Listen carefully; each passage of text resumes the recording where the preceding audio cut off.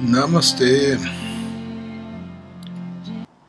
Para quem está participando hoje pela primeira vez, esse encontro tem o propósito de permitir que a gente converse e compartilhe as nossas descobertas, as nossas dificuldades, as nossas bênçãos, por conta da nossa interação, da nossa relação com a energia Diksha. Eu não estou mexendo em coisa aqui, por isso que eu estou falando devagar.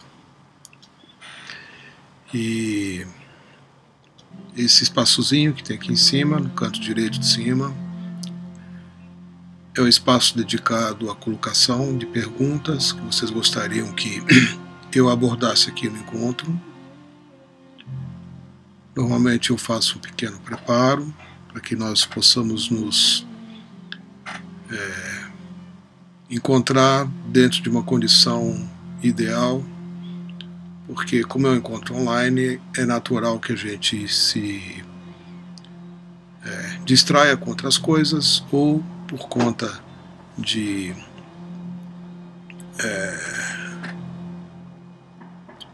eventos paralelos, né? Nosso ambiente. Então tudo isso é importante que, se possível, você desligue a televisão, desligue, feche as portas e se dedique da forma mais inteira e completa que você puder a esse encontro. Assim, tudo que a gente aborda aqui pode ser visto e, assim, a finalidade do encontro não é apenas que as coisas sejam vistas, mas que nós sejamos também tocados por elas. E para isso a gente tem que estar disponível e tem que estar aberto. Tá bom? Eu vou iniciar com uma pergunta que me foi enviada por e-mail por uma pessoa que, inclusive, não está aqui. Ele falou que não poderia participar do encontro porque ele trabalha nesse horário, mas ele assiste às gravações. O nome dele é Jonathan e ele pergunta o seguinte: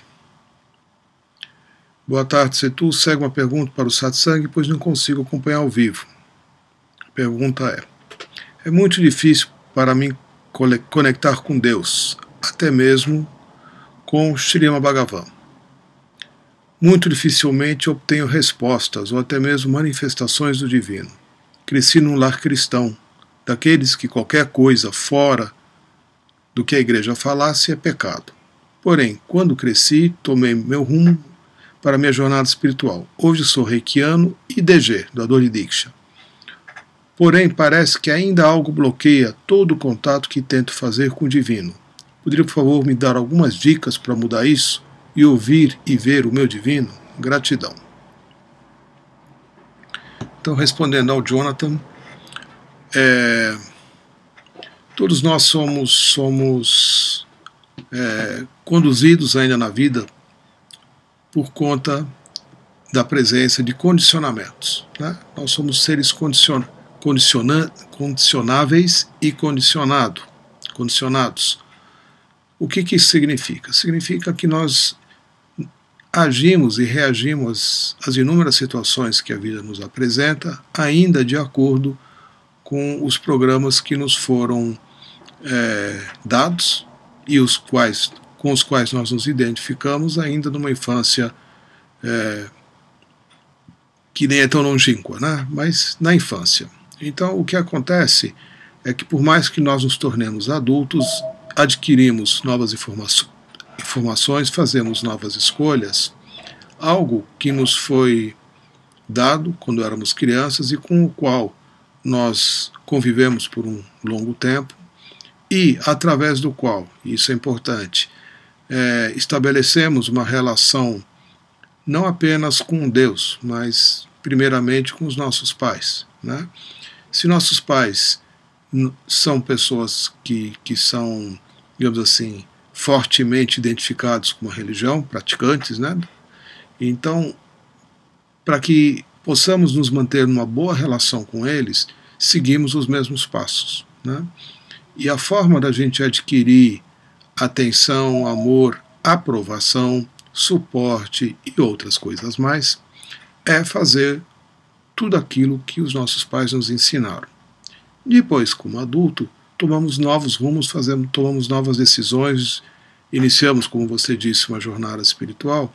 No entanto, o programa não se desinstalou, né? O programa permanece. Então, existem inúmeras coisas que vão participar dessa sua dificuldade. Né, ou um conjunto delas, são os seus condicionamentos. Porque a sua relação com Deus, a sua relação com o Bhagavan, a sua relação com o divino, como queira chamar, ela ainda é um reflexo da relação que você tem, especialmente com seu pai. É muito difícil você estabelecer, ou conceber, melhor dizendo, uma relação com Deus que não seja a imagem e semelhança do seu pai. Porque quando você é criança, o seu pai e a sua mãe, mas especialmente o seu pai, figura masculina, é aquele que lhe deu a vida, é aquele a quem e de quem você depende, aquele de quem você busca, ou a quem você busca as orientações necessárias, pelo menos por um bom tempo, né? Então, para uma criança, ele não consegue estabelecer ou realizar uma relação diferente com Deus desta que ele tem com o seu pai. A coisa fica muito misturada, muito identificada. Depois a gente cresce, faz novas escolhas, conhece novas coisas. No entanto, essa primeira relação, essa primeira forma de perceber Deus ou o divino, permanecem ainda no sistema, né? Porque faz parte das suas crenças, das quais você ainda não se desfez, ou não foi capaz de se desfazer tão rapidamente e facilmente como você esperava. Então, só de você se dar conta que Deus e o seu pai são mais ou menos a mesma coisa, né? A gente chama às vezes Deus de pai, muita gente chama, né? E aí fica até um pouco mais difícil, porque para você chamar Deus de pai, exige todo um outro entendimento dessa relação que você tem com Deus. Mas, a princípio, né, o Pai Nosso, ele está associado, sim, com o seu pai físico, aquele que lhe deu a vida, né? E quando alguém, ou um sistema espiritual, ou uma escola, né, ou a sua iniciação como doador de Diksha numa relação com o casal de avatares como são o Bhagavan, a coisa fica misturada assim. Não é tão fácil você se reposicionar internamente para iniciar uma nova relação com o Bhagavan, se é isso que você deseja. Você não é obrigado a fazer isso, mas se é isso que você deseja, observe como Bhagavan em especial é também o representante do seu pai. E dependendo do tipo de relação que você tem com seu pai, e essas coisas ficam um pouco misturadas. Se você tem uma relação boa, por exemplo, se o seu pai é um pai amigo, que sempre lhe orienta com facilidade, que está sempre disponível para você, que lhe atende nas suas necessidades, que te dá tudo o que você quer, né? Esse é o tipo de Deus, esse é o tipo de divino, esse é o tipo de relação que você vai ter com Deus, né?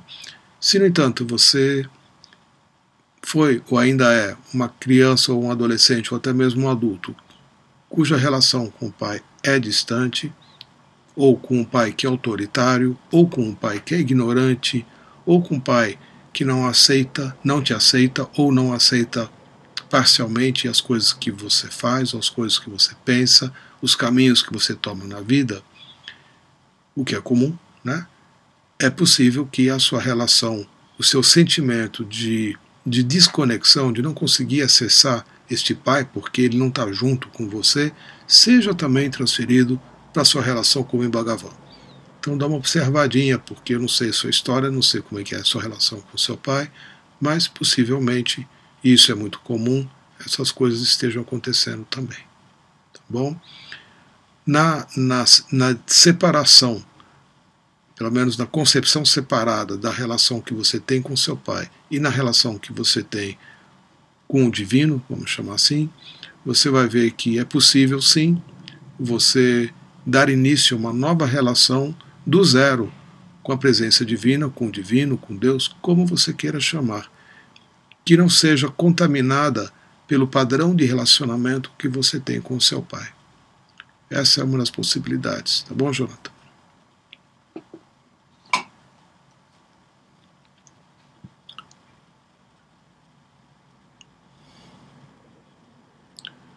Bom, vocês têm que aproveitar o tempo que a gente tem para postar suas perguntinhas aqui em cima, tá? Oi, Gabriela. E os problemas com a mãe afetam na relação com o divino? Também afetam sim, mas de uma forma um pouco diferente, né? Uma forma um pouco diferente. Nós costumamos dizer, isso é uma visão da Oneness, que a relação, as dificuldades que nós temos na relação com o nosso pai, figura masculina, afetam fortemente a nossa questão relacionada à prosperidade, né? As nossas questões relacionadas à prosperidade. Então, tudo aquilo que impede você de ser próspero, não apenas com relação a dinheiro, mas especialmente com dinheiro, né, é um forte indicativo que a relação com o seu pai ainda tem, ou é plena de mágoas, ou ainda tem resquícios de mágoas do tempo que você era criança e que ainda não foram vistas. Isso sim afeta, eu já falei isso algumas outras vezes em outros encontros aqui, de forma importante a forma como você vive a sua relação com as coisas materiais. Uma pessoa próspera também é uma pessoa que é próspera em amigos, é uma pessoa próspera em saúde e é uma pessoa próspera nas necessidades materiais. Então, todas as coisas que estão dentro desse universo estão identificadas com o pai.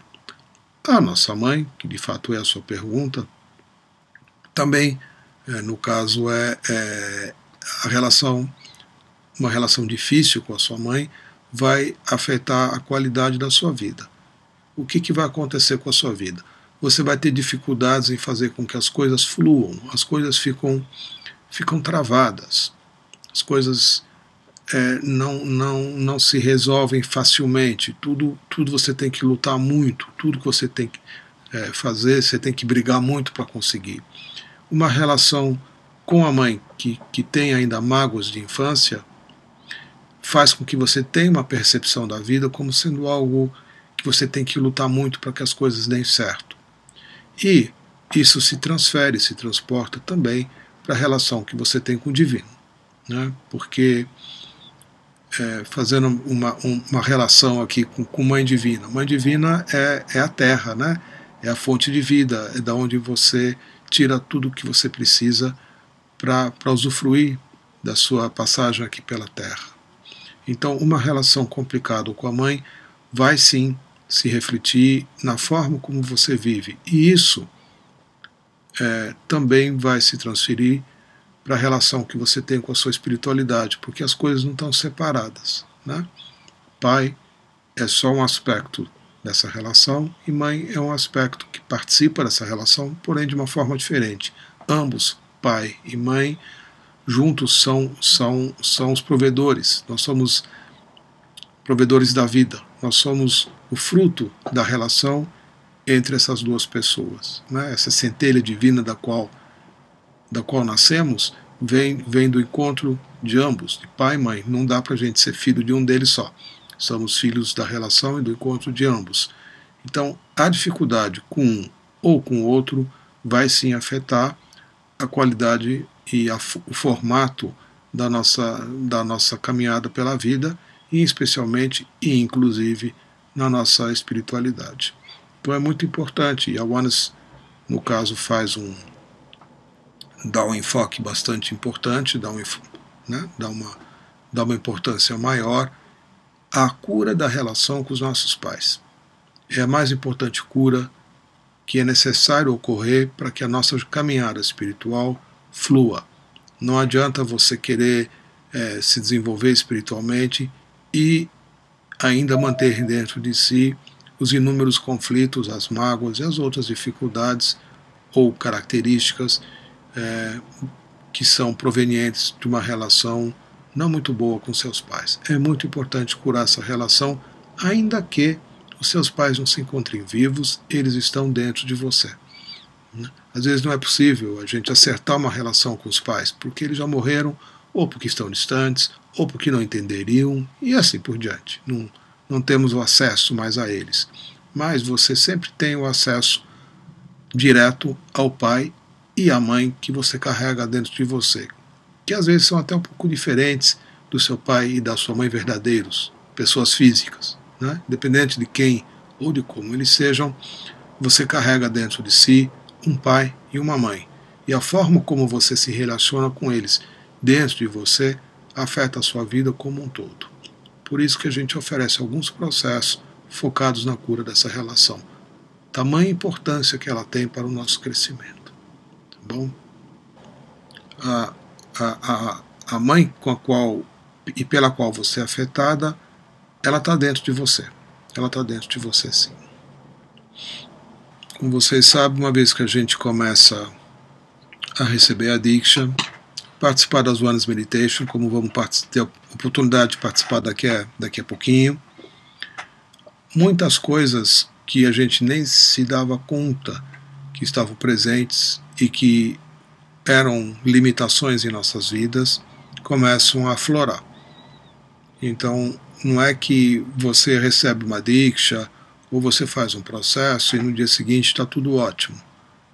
Às vezes, se você tiver uma coisa mais light, até acontece. Mas, de modo geral, a Diksha vai trazer à tona as questões que estão buscando cura e que estão associadas diretamente a um sentimento de dor, de tristeza e outras coisas desconfortáveis dentro de você, com as quais muitas vezes você já está acostumado a conviver.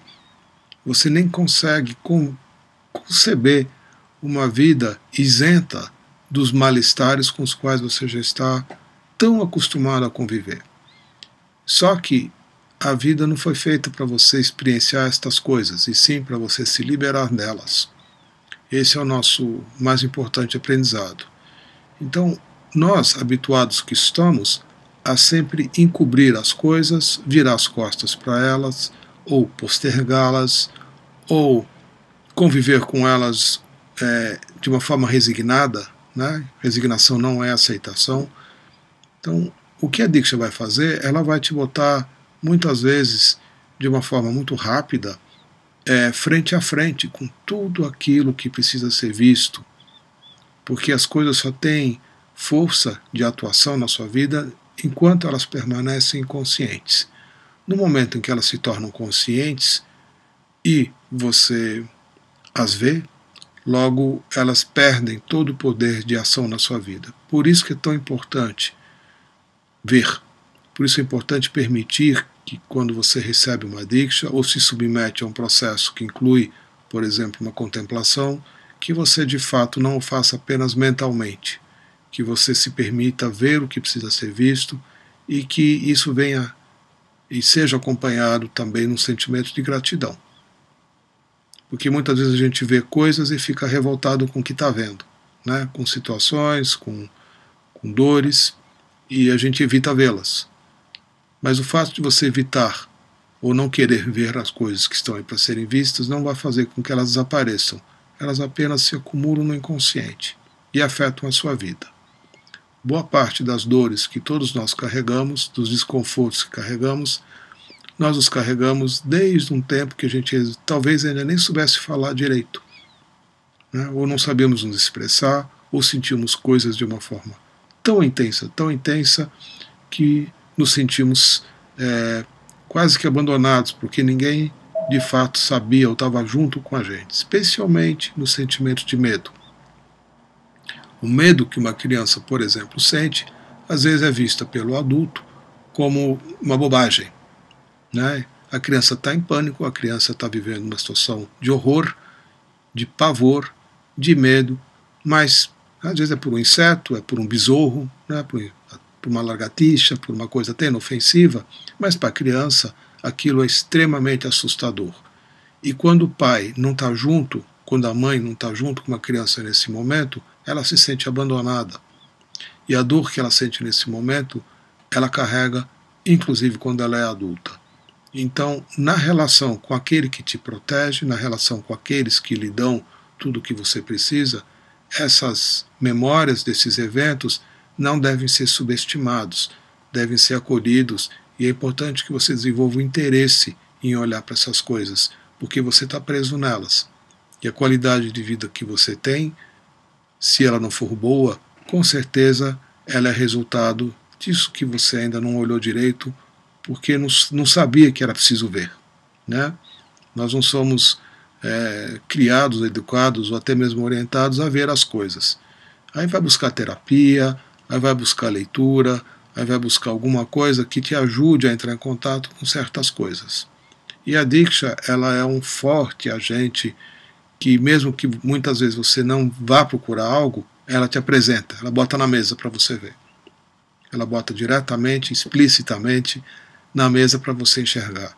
E quando isso acontece, é Deus intervindo na sua vida, para que você seja liberado daquilo que está te doendo dentro, muitas vezes há muito, muito tempo. Oi, Débora. Como dissolver a carga energética que uma pessoa me envia por não aceitar a minha ação?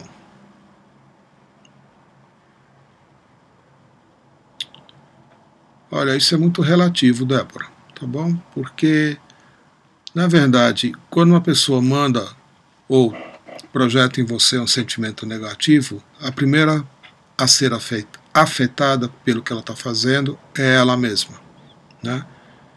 Ela está criando karma para ela. Agora, enquanto você participa de alguma forma desta relação, o que isso toca em você também pertence apenas e tão somente a você mesmo. A gente sempre acha que deve se proteger da negatividade que vem dos outros, né?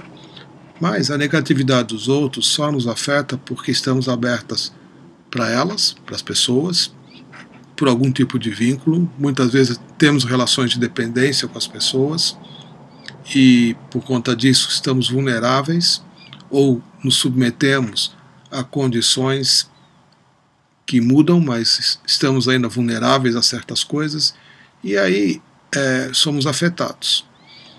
Então, quando estamos num estado negativo, é muito importante, ao invés de nos protegermos com um escudo do outro, né, que façamos um exercício de ver o quanto disso que está vindo do outro também nos pertence.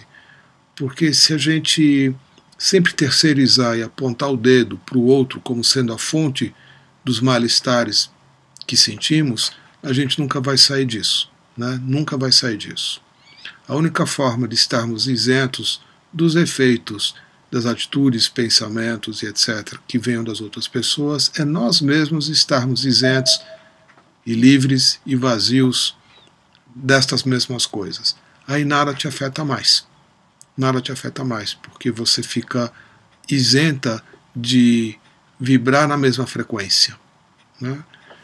Muitas vezes os eventos que acontecem, que nos são proporcionados pelos outros, são uma forma que Deus encontra de fazer você enxergar aquilo que dentro de você existe, mas que você não contata, porque você tem uma imagem de si mesma, da qual estes sentimentos, assim chamados negativos, não participam.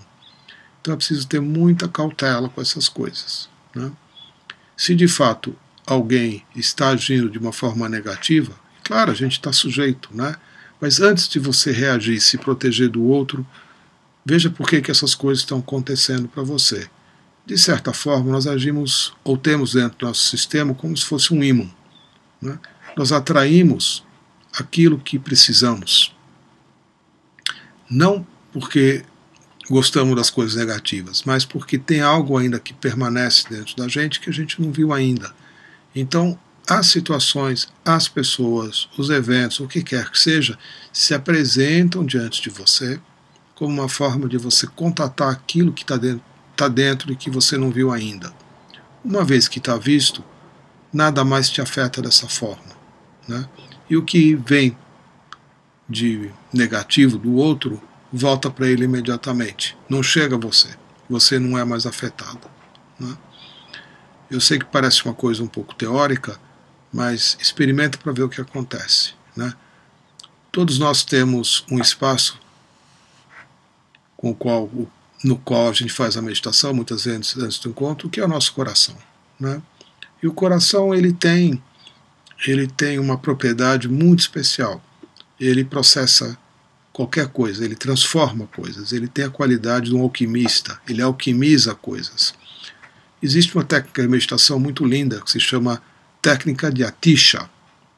E a técnica de Atisha consiste em você inspirar para dentro de si toda a negatividade do mundo e expirar através de você, através do seu coração, toda a luz para o mundo.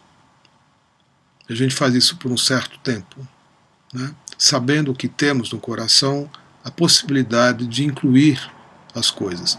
No momento em que você quer ou deseja se livrar, né, ou se afastar, ou se proteger da negatividade que está presente, você não só não fica isenta dela, como você reforça a importância que ela tem.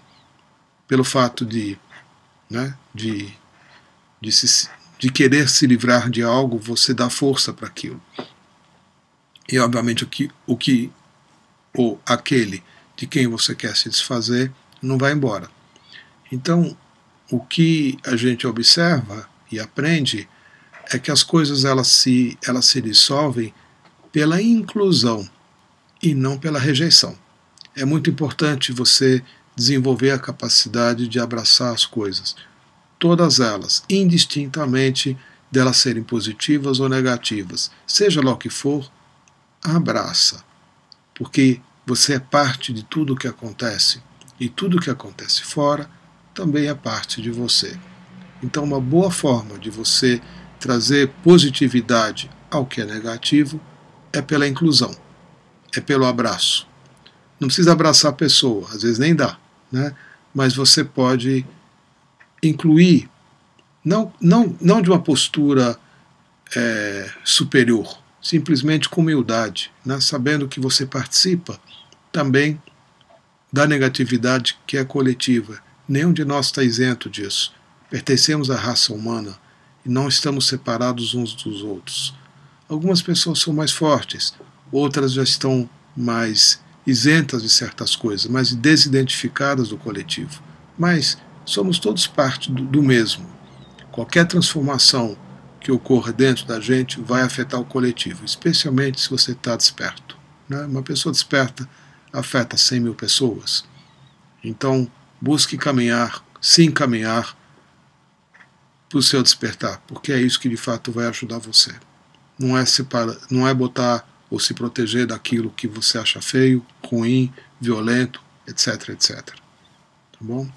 São duas formas diferentes a gente está lidando com isso.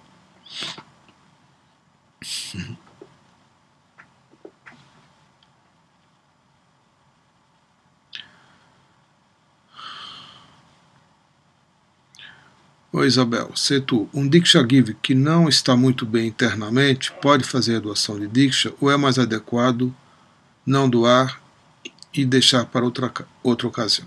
Olha, Isabel, a gente tem algumas orientações que são dadas no momento em que você é iniciado. Pelo menos eu dou essas orientações nos meus cursos, do que fazer quando você não está bem. Quando você não está bem, você não dá Diksha. Mas o que é não estar bem? É isso que é importante a gente verificar. Então, o não estar bem, quando é uma coisa que você está triste, está depressiva, está sentindo um desânimo, é bom dar Diksha sim, porque a energia que você vai estar disponibilizando para as outras pessoas não pertence a você. A única coisa é que se você estiver alterada, né, com muita raiva, com vontade de matar alguém, de esganar alguém, de ter uma atitude violenta com relação a alguém, e isso não passa, não sai da sua cabeça, você está num estado de violência, no estado bem negativo mesmo, nesse momento você se abstém do Adiksha, porque ela nem consegue acessar você como um canal, né? Agora, se você só não está se sentindo bem, ainda assim o seu coração está presente, você pode sim, né? Porque para que você esteja em condições de transferir algo para o outro, você recebe. Muitas vezes só de você se dirigir a um espaço onde vai acontecer uma sessão de Diksha, só por estar a caminho para se sentar ali e receber Diksha, mesmo que você não esteja se sentindo bem, algo já começa a lhe ser dado, porque há um interesse, né, do divino em fazer com que a sua Diksha seja passada para mais pessoas. Então há um interesse e há uma ação do divino para que você fique bem para fazê-lo. Eu já vi isso acontecer inúmeras vezes, da pessoa chegar e dizer: eu não estou em condições, não dá um minuto, ela fica em condições, né? E levanta, recebe uma Diksha, ou 2 ou 3 de algumas pessoas, aí levanta, fica bem e vai do Adiksha e vai para casa ótima, tá bom? Mas o critério é esse: se você estiver alcoolizada, ou estiver sob efeito de alguma droga, ou estiver num estado de muito ódio, de muita raiva, né, com uma força destrutiva muito grande dentro de você, nesses momentos você se abstém, tá bom? Fora isso, não precisa não. Então, é um critério que você mesma, com o qual você mesma tem que saber lidar, tá?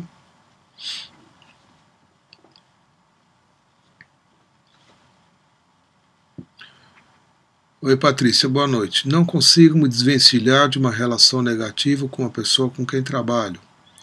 Já tentei ignorá-lo, mas isso também me traz sofrimento. Não sei como lidar. Bom, acabei de falar um pouco sobre isso, né, Patrícia? Acabei de falar um pouco sobre isso. Acabei de responder, porque a gente não se desvencilha das pessoas. As pessoas são parte da gente, elas nos refletem, elas são um espelho da gente. Todos os esforços que fazemos para nos desvencilhar, entre aspas, das pessoas, simplesmente faz com que aquilo do qual a gente quer se desvencilhar permaneça ainda mais fortemente presente. Então, eu vou repetir o que eu acabei de dizer para a Débora, né? Você procura entender o que tem no outro que te pertence. Peça ajuda para alguém, caso você não consiga fazer isso sozinha, né? Nos trabalhos que eu faço individualmente, eu sempre dou esse direcionamento, né? Está incomodado com a pessoa, então vamos olhar o que ela tem, que você tem dentro de você e que você não gosta, que você não aceita, que te incomoda. Porque uma vez que o que está dentro de você é transformado, o outro vai embora. Não tem mais por que ele está ali te rodeando, né? Ou, se não é o caso dele ir embora, pelo menos ele deixa de fazer as coisas que te incomodam. E se ainda assim ele não deixar de te rodear e não deixar de fazer as coisas que te incomodam, as coisas que te incomodam não vão te incomodar mais, vão deixar de te incomodar.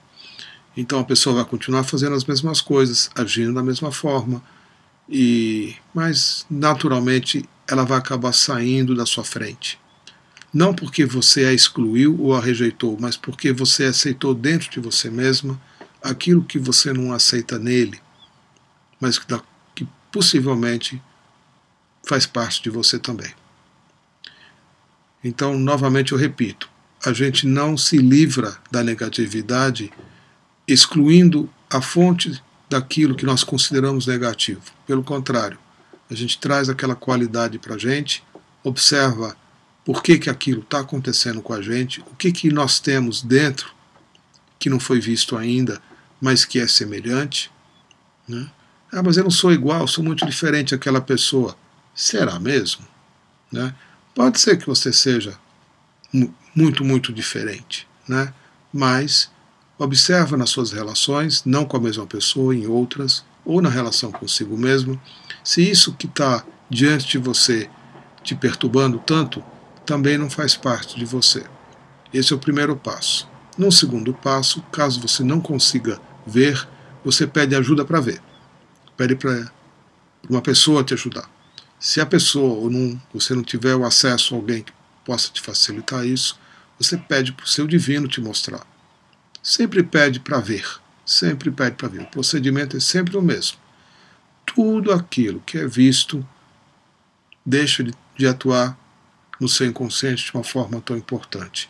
As coisas só atuam enquanto elas não são vistas. E você fica presa. Então uma das frases bonitas que a gente traz da Oneness é exatamente essa, né? Ver é ser livre. A frase original é to see is to be free. Então sempre busque ver o que você não viu ainda, porque é através dessas coisas que você vai encontrar a liberação. Oi, Gabriela. Ainda tenho mágoas sobre a relação não muito boa dos meus pais enquanto eu era pequena. Então, procure fazer um trabalho para a cura dessas mágoas, viu? A gente costuma oferecer, tá bom, Gabriela? Porque diretamente você não tem muito o que fazer, né? Você mesma não tem como atuar nisso. Todos nós temos mágoas da relação com os nossos pais, tá bem? E eu não conheci ainda, né, alguém que só tenha pais maravilhosos, porque que passou uma infância maravilhosa, que só sentiu amor incondicional durante toda a vida, vindo desta fonte inesgotável de amor e carinho e atenção que são os seus maravilhosos pais. Eu ainda não conheci uma situação assim. Não quer dizer que você ou que muitas pessoas não tenham pais maravilhosos. Com certeza que tem.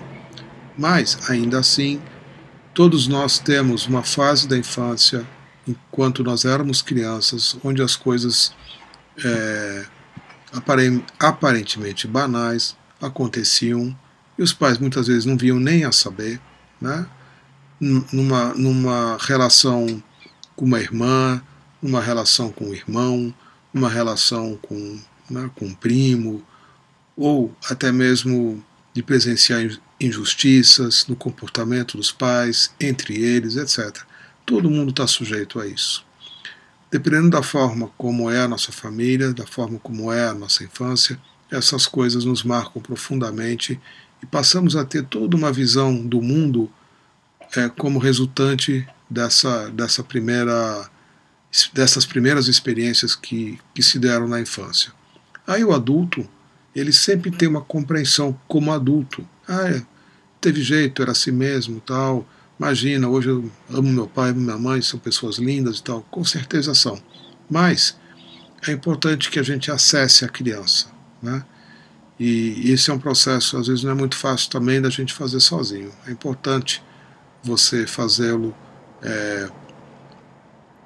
se possível, num processo da Oneness, mas existem outros processos onde isso pode ser trabalhado, de forma que você deixe de carregar essas mágoas, tá bom?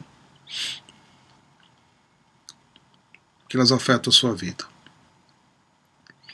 Oi, Cristina. Quando recebo a Diksha, sinto medo e resistência. O que fazer para ter menos resistência? Quando eu recebi Diksha, estava na marginal e parecia que estava saindo do meu corpo. Fico muito aberto e me traz pânico. Cristina, a Diksha, você tem que lembrar disso, né? Nessas situações, ela é uma energia que só tem um único propósito: fazer com que você se cure daquilo que te dói. Ela não tem uma outra intenção que não seja essa. A Diksha, ela é uma intervenção divina direta na sua vida, com a intenção de fazer com que você encontre a liberação do sofrimento e se desidentifique de todos os eventos da sua vida com os quais ou pelos quais você passou e que sustentam todo um processo emocional e físico com o qual você está identificado. Então, o processo da Diksha é um processo de cura. Diksha não é para outra coisa que não seja isso, né? E é uma intervenção divina para que você seja mais feliz do que você é. Agora, a resistência a isso, ela é importante ser observada, porque muitas vezes estamos tão acostumados, habituados a estarmos vivendo numa condição de sofrimento, que quando vem alguém e abre a gaiola para você sair dele, você fica com medo. Meu Deus, e agora? O que eu vou fazer? Né? Igual um escravo do qual foram retiradas as algemas, né? As cordas, um prisioneiro que viveu a vida inteira com uma bola de chumbo atada, né, nos tornozelos. No dia que ele é liberado, ele não sabe nem como andar. Né? Nós vivemos um pouco assim. Tá? É importante saber que isso existe, sim. É insano, porque, como a gente falou hoje aqui no início do encontro, não somos seres condicionados. Namoras, eles dão um exemplo muito bonito, né? Porque ele é aplicável ao que a gente está conversando aqui. Eles exemplificam com um animal que é muito comum lá na Índia, que são os elefantes. Né? Você sabe o que eles fazem para manter controle sobre um elefante, domínio sobre um elefante? Porque o elefante é um bicho, quando ele é selvagem, é assustador o que ele faz. Né? Eu já vi. Então, um elefante selvagem, a gente olha de binóculo, a gente não chega perto. Né? Mas o que eles fazem? Eles pegam o filhote de um elefante, desde muito, muito pequeno, eles o prendem através de uma pata, de uma das perninhas dele, no pé, a uma cordinha, a uma estaca. Para o elefante bebê, aquilo é suficiente para que ele não consiga fazer muita coisa, ele fica preso ali. E esse sentimento de que quando tem algo na pata dele, ele está incapacitado, ele se dá pelo resto da vida dele. O sentimento se dá não, ele permanece pelo resto da vida dele. Então, hoje, é comum você ver um elefante enorme, de muitas toneladas, né, preso por uma corda, uma cordinha, a um pedaço de pau. E ali ele fica, porque ele tem a memória de infância que nunca se desfez. E elefantes são bons de memória. Né? É assim que eles fazem. Eu já fui em lugares onde condutores de elefantes mantêm uma série de elefantes presos e dão banho, alimentam. A gente vai lá e até eu tirei foto com eles. Né? Estão todos presos por uma corda, né? Num gancho, numa coisa que, se ele de fato usar a força dele, ele rompe, mas ele não faz isso. Nós somos um pouco assim. Né? Nós temos uma dificuldade de nos libertarmos daquilo com o qual convivemos há muito tempo, porque a gente não sabe muito bem como é ser livre, como é estar se movendo isento de alguma coisa. Somos seres condicionados desde criança muitas vezes a viver uma vida muito, muito, muito aquém do que é possível. Então, quando algo novo se apresenta, quando a Diksha vem como uma interferência direta para te libertar, você resiste, ou fica até tonto, né? Ou fica num estado no qual você já não se reconhece mais, porque alguma coisa está muito aberta, alguma coisa está muito solta. Né? E a gente não tem outro jeito que não seja o de se readequar internamente. Né? Se você tem algum hábito que é prejudicial à sua saúde, né? Você vai acabar deixando, você vai se tornar uma pessoa mais forte, você vai mudar a maneira como você se alimenta, você vai mudar a maneira como você se relaciona com as coisas, etc. Enfim, é um processo de transformação muito forte, né? E muito bonito, e que é apenas de cura. Mas saiba que você também resiste a isso. Há resistência, sim, a isso também. Respondendo à pergunta do Leandro, você teria algo a dizer sobre reencarnação na visão da Oneness? Não tenho, Leandro. Não existe uma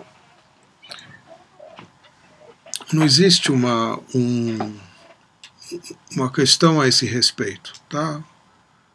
Não se questionam essas coisas. Reencarnação é algo tão verdadeiro, tão natural, que não existe uma visão da Oneness com relação a encarnação? A encarnação